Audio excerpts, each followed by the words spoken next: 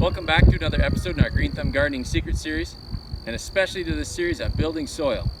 Today we're going to look at tilling and making higher beds by adding the would-be path soil to our beds. Remember that building soil has two parts, loosening soil and adding organic matter, and that we've seen powerhouse methods for both of those two parts.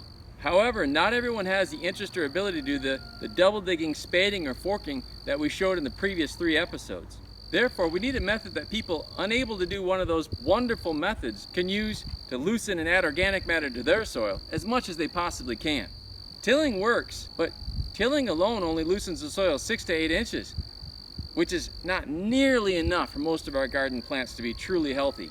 Adding cured compost to all or part of the garden, tilling it in, and then mounding the would-be path soil into higher beds gives us a wonderful way to get as much of the benefits of the 2 elements of soil building as we can with only a small additional effort beyond tilling alone. Additionally, this is probably the ideal method for shallowly rooted plants like squash, cucumber, and melons, and for plants that are easy to add a few more of to compensate for the decreased production, like peas and beans. While it may never compete with double digging for plants like tomatoes, peppers, and broccoli, it's a wonderful method to get the best results we can if we can't do one of the more intense methods. I can't wait to show you. Let's get going. First, till the entire garden to your desired friability and tilth. It depends on your tiller, which speed setting you use, and the quality of your soil, but 2 passes are typically enough on previously worked ground, and it may take 3 to 5 passes on unworked ground. If sod is present, remove it, smother it, or till it in. If you have enough lead time, you have more options for smothering. For more information, see the post on our website on dealing with sod. If you choose to till it in, make sure you make enough passes to completely pulverize the sod, not just break it up into clumps.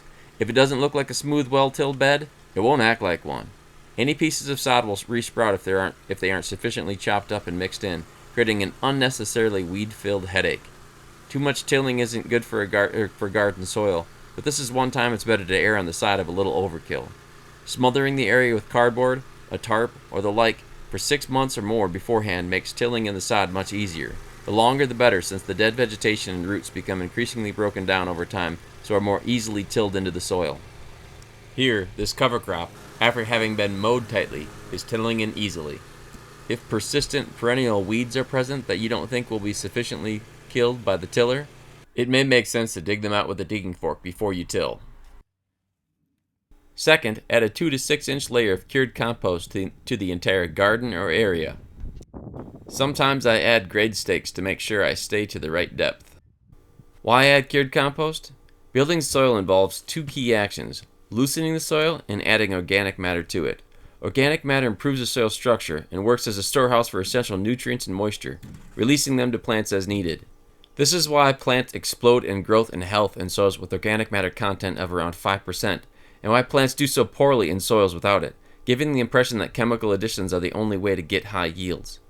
But the health for plants from massive amounts of quick-release nitrogen, phosphorus, and potassium, especially without the necessary micronutrients present in truly healthy soil, just isn't the same, and we can see it, just as we can notice it in their relative lack of taste and nutritiousness. A soil test, often available for free through your county's extension office, will tell you where you currently sit for the organic matter content of your soil.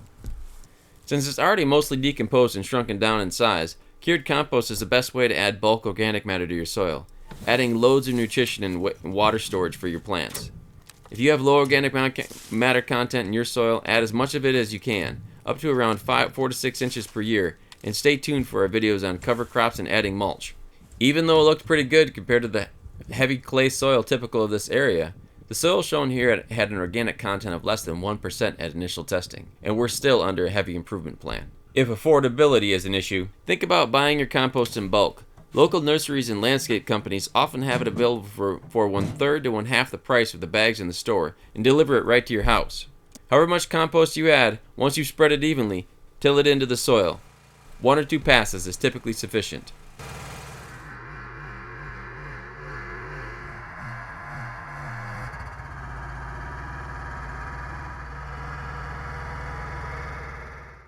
Finally, for the true crux of this method and what separates it from adding organic matter and tilling alone, move the soil from the path areas onto the bed to create higher, mounded growing beds.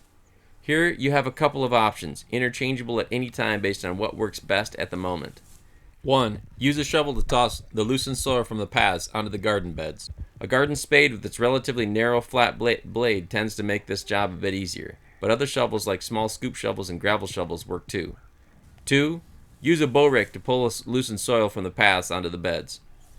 Of the two methods, using a bow rake is probably a bit easier. However, when using only a bow rake, clearing the first path next to any bed can be difficult and awkward, since there's no cleared area yet to stand to reach across the bed and pull soil toward you. Instead, it often involves either lots of sideways twisting or stepping on and compacting soil you'll want to move later, making it difficult and pointless to later shovel or pull it onto the bed. To solve this, either use a shovel for the first path or rake stepping spots in one of the paths.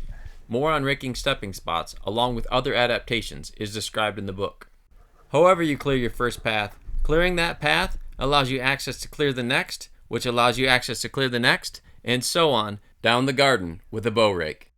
While you're clearing the paths, also do some gentle shaping the bed to give it its final shape. Additionally, a spade is nice for a quick cleanup of a path and is almost indispensable for getting the thin layer of edge soil that is hard to get with a rake. That's it for this episode. We hope you've gained yet another wonderful method for building your soil, and that your plants repay you by exploding in growth and health. Happy gardening. And until next time, stay open to growing, and especially to growing the one thing that most benefits all others, your soil. And take care. And as always, check out our Twitter and Instagram. By the same token, check out our website for much more information on all of these topics.